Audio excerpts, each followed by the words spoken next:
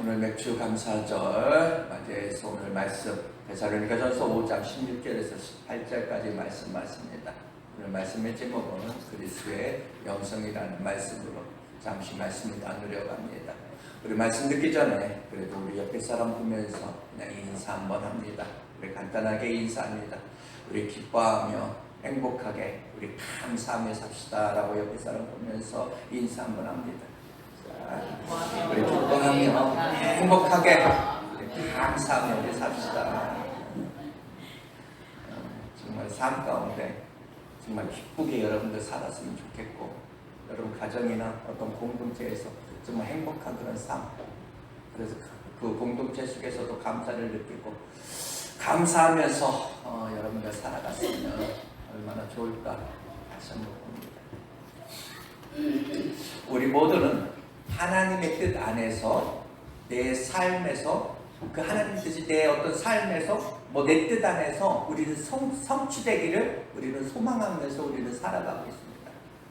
주님께서 우리에게 이 주기도문, 주님 가르쳐준 그 기도를 통해서 그 기도를 주실 때 뜻이 하늘에서 이루어진 것 같이 땅에서도 가정에서도 이루어져야 한다. 이것을 기도하라. 이렇게 하셨습니다. 바로 하나님의 뜻이 있다? 여기에 매여 있는 것 아닌가. 때로는 그 하나님의 뜻이 그러나 우리에게 부담으로 또한 다가오기도 합니다. 내 안에, 내 삶에, 내 생각대로이고 싶은 우리의 정말 내 어떤 자신의 어떤 소견대로 좀 내가 옳은 대로 그냥 살고 싶은데 그 하나님의 뜻이 내 자아와 이렇게 충돌을 일으킬 때도 있습니다. 사람이라면 누구든지 존재를 틀고 있는 그런 죄성들이 우리 안에는 다 있습니다. 마치 사춘기 소녀가 그 어미와 그 아비와 충돌을 일으키듯이 하나님의 그 원하심 앞에 나의 원함이 충돌이 일어나는데, 이것에 대해서 우리 사도 바울은 그 영적 갈등을 로마서 7장 21절에 이렇게 사도 바울은 표현했습니다. 그러므로 내가 한 법을 깨달았는데 곧 선을 행하기를 원하는 나에게 악이 함께 있도다. 내 속사람으로는 하나님의 법을 즐거워하는데 내 지체 속에 또 다른 한 법이 내 마음의 법과 싸워 내 지체 속에 있는 죄의 법으로 나를 사로잡는 것을 난 보았다. 오라 나는 공고한 사람이다. 이 사망의 몸에서 누가 나를 건져내랴. 이렇게 바울은 이야기합니다.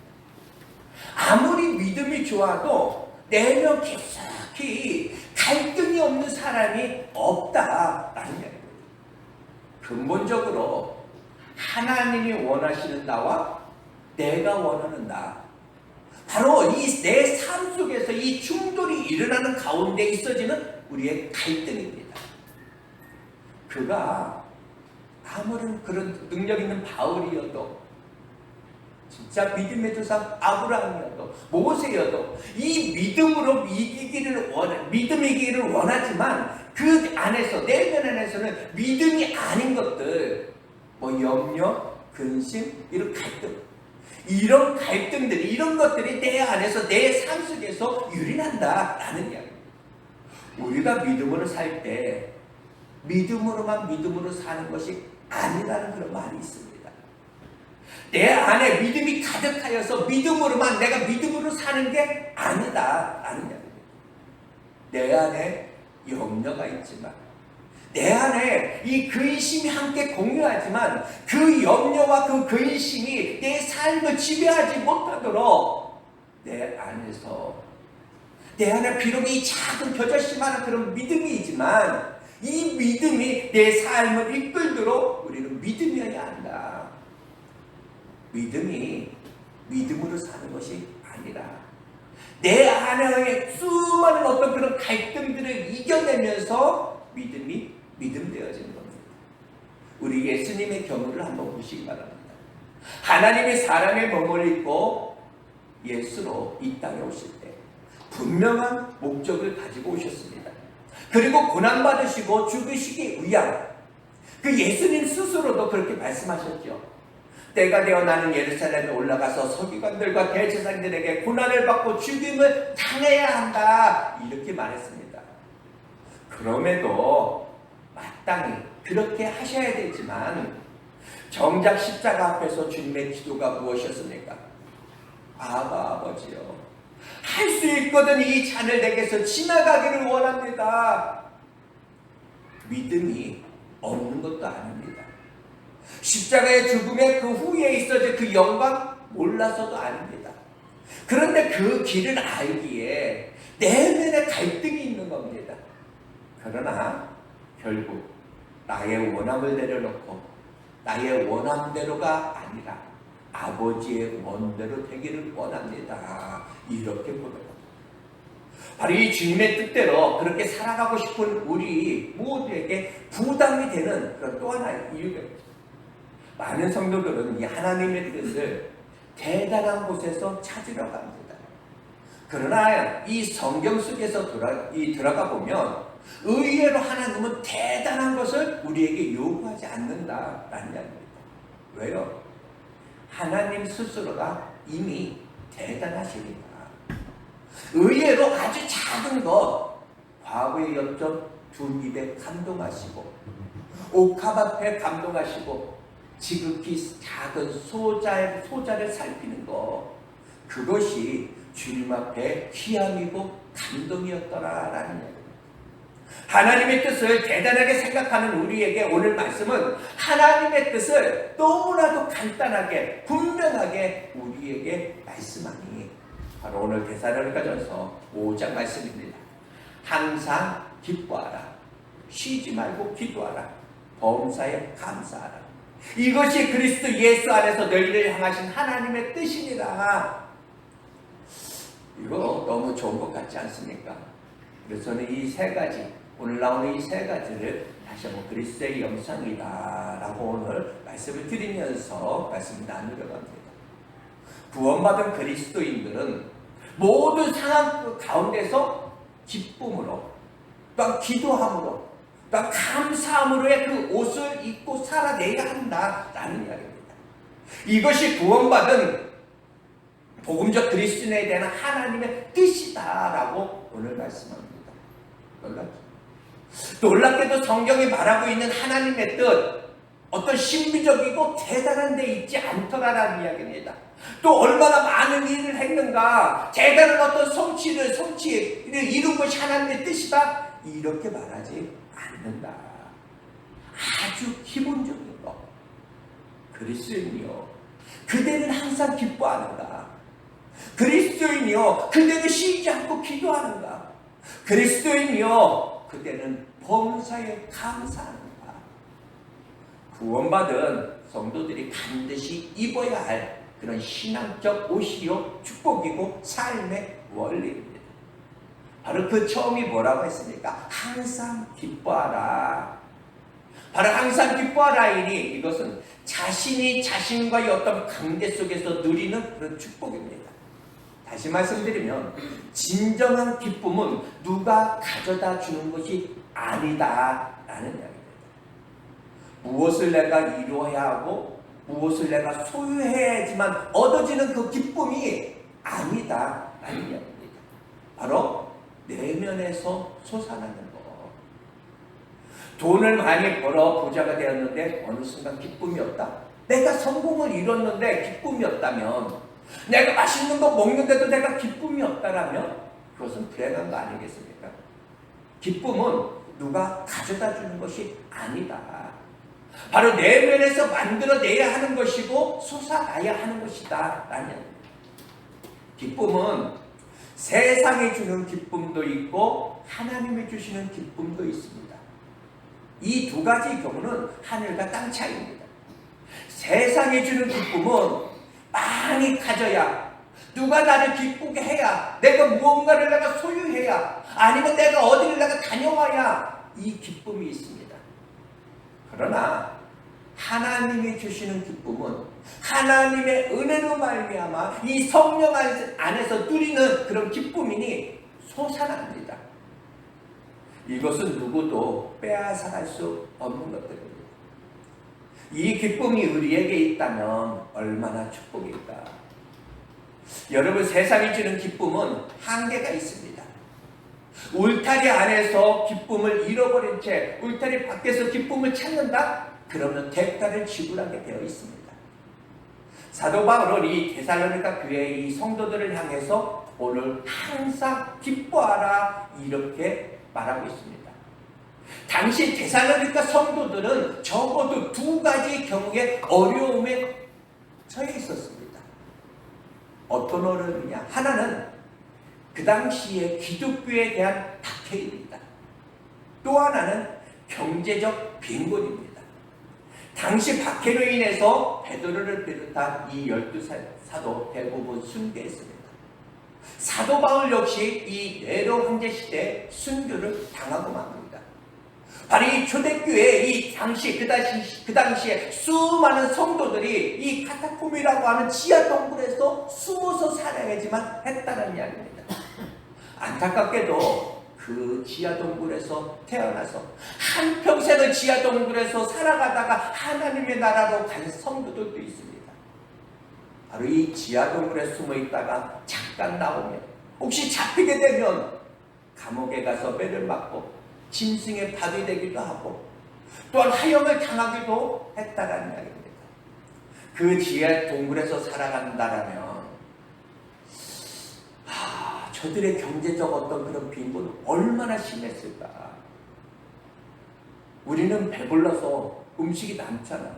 그들은 아마 겨우 먹고 진짜 살 수 있을 만큼의 그만큼 먹지 않았을까. 이런 저들을 향한 이 바울의 명령입니다. 너희들 그 상황 속에서도 기뻐하라. 단순히 이것은 단순한 권면이 아니라 외적인 어떤 환경이 정말 처절하지만 기쁨을 만들어내야 한다는 이야기입니다. 기뻐하라 하면 단순히 기뻐하라? 여기 이것이 아니라 그러니까 모든 상황 가운데서 하나님을 인정하라는 이야기입니다. 그러니까 모든 삶의 어떤 사건들, 모든 삶의 어떤 시간들, 어떤 관계들 안에서 함께 하시는 그 하나님을 인정해라 라는 거예요. 하나님이 아니 계신 것처럼이 아니라 하나님이 계신 것처럼. 여러분, 두 내외가 집안에서 부모님과 함께 살아가면서 부부싸움을 해도 뭔가 부모님을 의식하는 그런 부부싸움이어야 되지 않을까라는 이야기입니다. 부모님들이 들으면 속상하니까, 그러나 부모가 계심에도 자기들 싸우고 싶은 대로 싸운다라면 그것은 불행이 아닐까. 우리 삶에 나는 하나님을 인정하는가? 하나님이 계신 것처럼 나는 인정하면서 살아가는가? 특별히 사도 바울은 빌립보서 4장 4절을 통해서 이렇게 말합니다. 주 안에서 항상 기뻐하라. 내가 다시 말하노니 기뻐하라. 이 명령은 어디에서, 이 사도 바울이 지금 어디에서 이것을 명령하고 있습니까? 감옥에서 지금 하고 있는 이야기입니다. 죄를 지어서가 아니라 이 복음을 전하다가 이 감옥에 가서 어쩌면 그 사도는 내일을 기약할 수도 없습니다. 그럼에도 불구하고 이 그 감옥에서 신라와 함께 그는 찬송하며 기도하면서, 놀랍게도 이 바울은 성도들을 향해서 기뻐하라. 어떤 짐만을 준 것이 아니라 스스로도, 나도, 내 자신도 진짜 감옥 같은 최악의 그런 상황이지만 나도 기쁨을 만들어내고 있다는 거예요. 바로 이 그리스도인이, 복음적 그리스도인에게 만약에 예배 안에서 어떤 우리가 삶에서 이 기쁨이 없다라면 그것은 기쁨을 빼앗긴 것이다 라는 이야기입니다. 나는 과연 하나님을 인정하는가? 자신을 죽이려는 이 사울 앞에서 끊임없이 길고 긴 어떤 시간 그는 하나님을 인정했던 또 다른 사람 다윗을 우리는 너무나 잘 알고 있습니다. 시편 23편 모든 상황 가운데서도 하나님을 인정한 그 다윗의 그 대표적인 그 신앙 고백입니다. 시편 23편 1절 2절을 보면 이렇게 시작하죠. 여호와는 나의 목자시니 내게 부족함이 없으리라. 그가 나를 푸른 풀밭에 누이시며 쉴만한 물가로 인도하시는도다. 이 말이 얼마나 좋은지 모르겠습니다. 이렇게 시작되는 이 시편 23편이 많은 사람들에게 진짜 감동을 주는 그 이유, 이 23편에 담겨져 있는 그 스토리 때문에 그렇습니다. 우리가 잘못 이해하면 23편 이것은 다윗이 어떤 그 인생에서 가장 행복하고 가장 화려했을 때 정말로 푸른 초장을 보면서 여호와는 나의 목자시니 이렇게 고백한 것 같지만 그것이 아니라는 것을 우리는 너무나 잘 알고 있습니다. 다윗이 아들 압살롬에게 배반을 당하여 그 예루살렘 그 보좌 그 왕의 그 자리에서 쫓겨 도망하는 가운데 신발도 신지 못했습니다. 내일 먹은 어떤 양식도 없습니다. 누가 나를 바라볼까? 누가 알아볼까? 머리에 수건을 쓰고 그렇게 울면서 도망가는 가운데 그 입술에서 고백되어진 그런 내용이다라는 이야기입니다.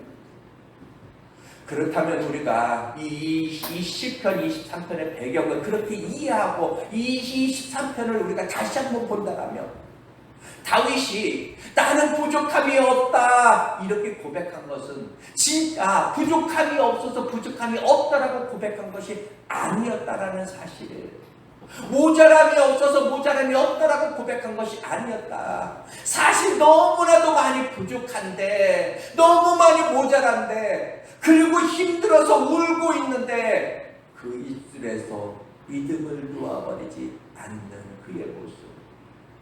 여호와는 나의 목자시니 내가 부족함이 없다 이렇게 고백합니다. 얼마나 그는 하나님을 그렇게 인정하고 있느냐는 이야기입니다. 2절을 다시 한번 보면 그렇게 말하죠. 그가 나를 푸른 풀밭에 누이시며 쉴만한 물가로 나를 인도하신다 이렇게 말합니다.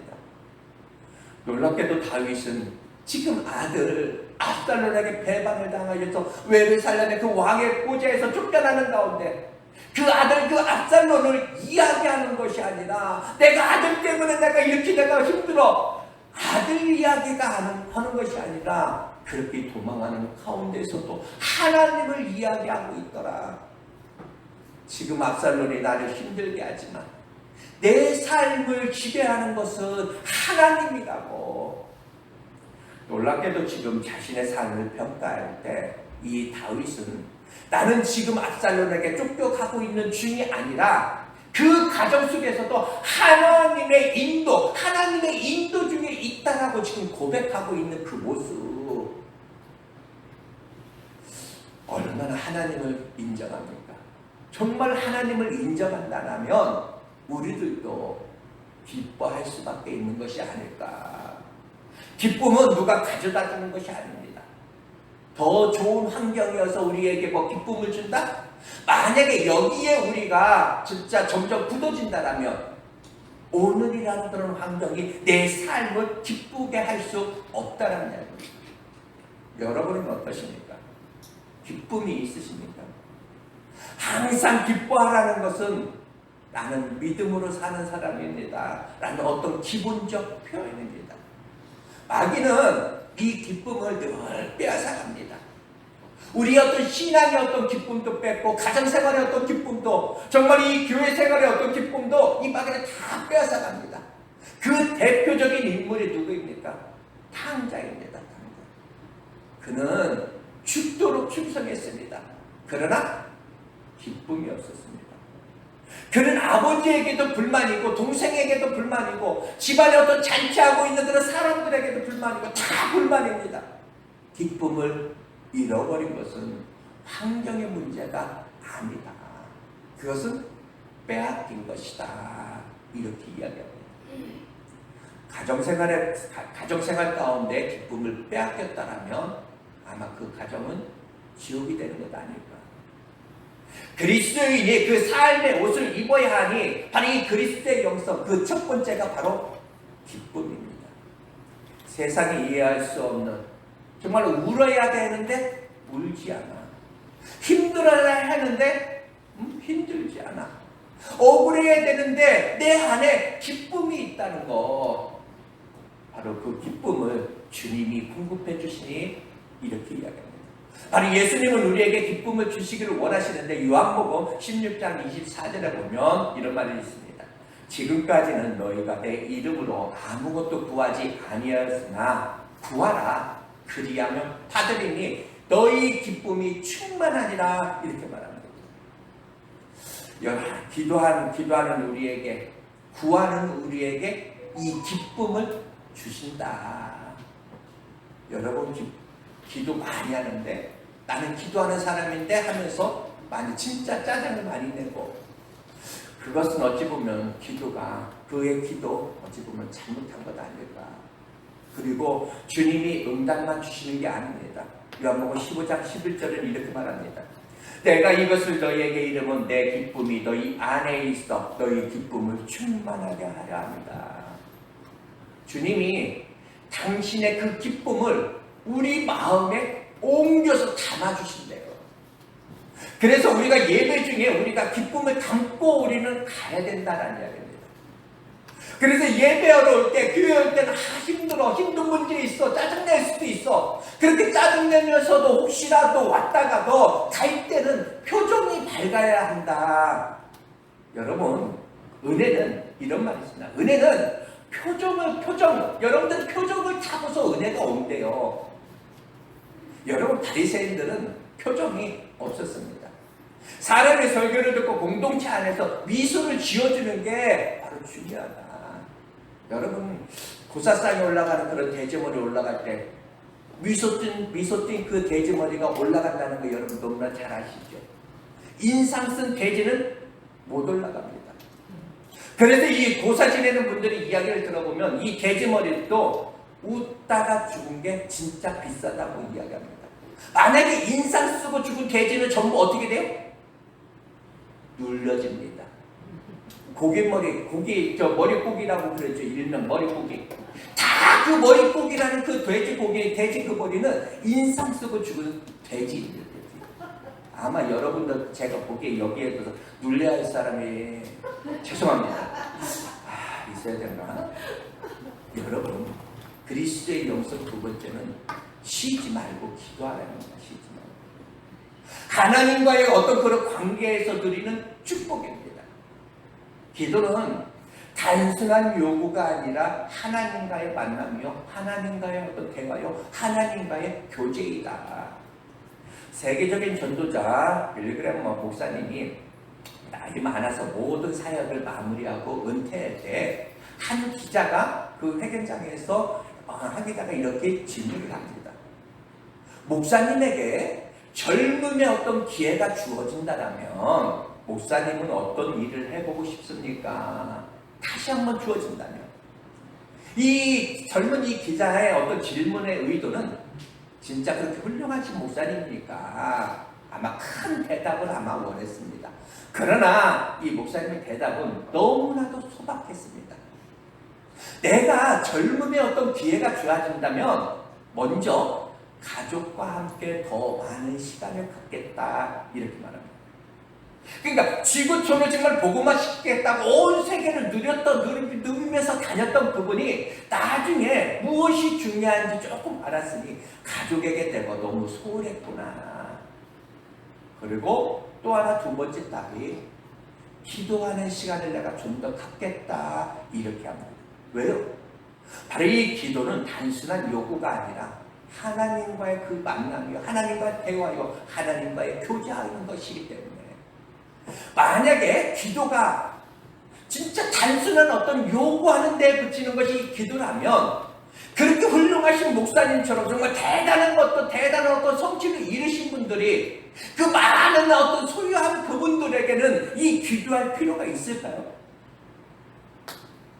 그러나 이상하죠. 그 성취를 이뤄냈던 그분들이, 많은 것을 소유했던 그분들이 이 기도에 목마름이 있다라는 이야기입니다. 즉 기도는 하나님 없으면 안 된다라는 구원받은 성도의 목마름입니다. 기도하지 않는다, 기도하지 않고 있다라면 기도하지 않는 것이 아니라 그것도 빼앗긴 것이다. 다시 말씀드리면 기도는 하나님과의 만남이요, 대화요, 또한 교제이니 하나님이 기도 가운데 너와 내가 만나자. 내가 너와 나와 대화하자.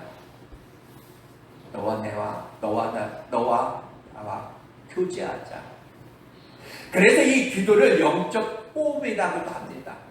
육체적 어떤 건강을 위해서 우리가 호흡이 중요하듯이 영적 건강을 위해서도 이 호흡이 중요하니 바로 성도들에게는 기도 없이는 살 수가 없는 거다. 주님은 시험에 들지 않게 깨어 기도하라고 했습니다. 에베소서 6장 18절 사도가 이렇게 말하죠. 모든 기도와 간구를 하되 항상 성령 안에서 기도하고 이를 위하여 깨어 구하기를 항상 힘쓰며 여러 성도를 위해 구하라. 사무엘은요, 이 기도를 쉬는 죄를 범치 않겠다라고 이 사무엘은 고백했습니다. 다니엘은 사자굴 앞에서 목숨을 걸고 기도를 놓지 않았습니다. 기도는 그리스도인의 어떤 승리를 위한 절대 요소입니다. 기도는 또한 겸손의 표현입니다. 나는 하나님이 아니면 안 됩니다. 이렇게 바로 이 기도할 수 있다라면 무엇이 문제가 될 수 있겠는가? 기도는 하나님과의 관계 속에서 누리는 그런 축복이라 했습니다. 삶의 자리가 어려워도 기도할 수 있으면 그것이 복이 아닐까. 여러분들 청년 시절에 많이 불렀던 그런 노래가 있어요. 오늘 집을 나서기 전 기도했나요? 오늘 받은 은총 위에 기도했나요? 기도는 우리의 안식의 빛으로 인도하니 앞이 캄캄할 때 기도 여러분들 잊지 마세요 라는 찬양입니다. 여러분은 기도하고 있으십니까? 그리스도인의 영성 세 번째는 범사에 감사하라입니다. 물론 하나님 앞에서이지만 하나님 앞에 감사해야 됩니다. 하나님 앞에 있었지만 이 범사는 그러니까 우리의 어떤 삶 속에서 환경과의 어떤 관계에서 그리고 부모의 어떤 관계에서 그리고 우리 모든 이 공동체 안에서의 감사의 그 삶을 누리는 축복입니다. 부모로 함께 살아가는데 부부 관계 속에서 서로 부부가 고마움이 없다라면 그 부부는 아마 안타까움이 아마 클 겁니다. 사는 것이 그냥 사는 거. 여러분 회사를 다닐 때 사장이 이 직원들의 어떤 고마움이 없다라면 또한 이 직원이 또한 일을 하는 데 있어서 사장에게 고마움이 없더라면 아마 그것은 천국이 될 수가 없을 겁니다. 범사에 감사하라. 이것은 하나님의 결국을 믿으라 라는 이야기입니다. 다니엘이 사자굴 앞에서 감사할 수 있었던 것은 하나님의 결국을 믿었기 때문에 그렇습니다. 그러니까 우리가 한 사건, 그냥 한 환경에 매이는 것이 아니라 하나님을 그러니까 통째로 우리가 인정하고 믿는 겁니다. 우리의 어떤 삶의 일부분만 보고서 매이는 것이 아니라 하나님은 나의 삶 전체를 보면서 전체를 인정하면서 보는 겁니다. 감사는 환경의 문제가 그래서 아닙니다. 수도원과 감옥의 차이는 모든 것이 다 흡사하지만 감옥은 원망으로 하루를 시작하고 수도원은 감사로 하루를 시작한다고 합니다. 범사에 감사하라. 물론 하나님 앞에서 중요하지만 이웃입니다. 이웃과의 관계. 여러분은 어떠십니까? 하나님, 여러분은 부모 앞에서 여러분은 감사하십니까? 죄송합니다. 부모 앞에서 만약에 원망을 한다면 사회 어디 나가서 여러분들 감사를 여러분들 배우시겠습니까? 부모가 나를 힘들게 한다고? 그럼에도 불구하고 부모만큼 나를 위해서 모든 것을 쏟는 사람 어디 있겠습니까? 울타리 안에서 목사가 또 성도에게 감사하고 성도가 또 목사에게 감사한다라면 그 교회는 아마 천국이 될 수 있지 않을까. 우리가 하나님 앞에 감사하지 못하면 무엇으로 우리가 감사할 수 있겠습니까? 여러분은 어떠십니까? 부부가 감사할 수 있다면 얼마나 큰일인가. 모든 것이 마음에 들어서가 아니라는 이야기입니다. 그러면서도 늘 감사함으로 우리가 받는다면 무엇이 문제가 될까? 항상 기뻐하라, 쉬지 말고 기도하라, 범사에 감사하라. 이는 너희를 향한 하나님의 뜻이다. 하나님이 세상을 우리에게 이 세 가지 색깔로 기뻐하라, 기도하라, 감사하라. 이 옷을 우리에게 입고 살아라. 그리고 우리에게 공급하시니 이 입은 은혜가 얼마나 귀한가. 여러분 무엇 때문에 여러분 힘드십니까?